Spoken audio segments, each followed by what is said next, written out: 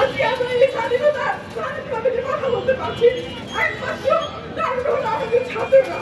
আর ছাত্ররা যদি আন্দোলন না করতো, ছাত্রদের রক্তের বিনিময়ে আমরা এই স্বাধীনতা অর্জন করেছি। এই স্বাধীনতা যদি আমরা অর্জন করে থাকি, তাহলে আমরা স্বাধীনভাবে আমাদের বেঁচে থাকার যে অবলম্বন, সেই অবলম্বন আমরা চাই। আমরা এই বিচার চাই, আমরা দ্রুত এই বিচার চাই।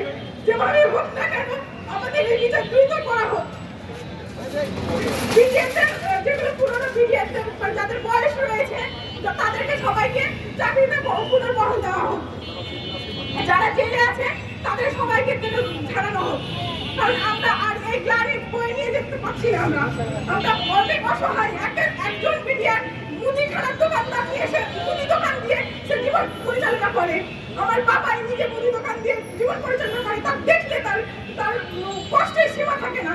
মানুষের যে অবস্থাতে আমরা করেছি, সবাই যেন বিচার হয় ঠিকঠাক।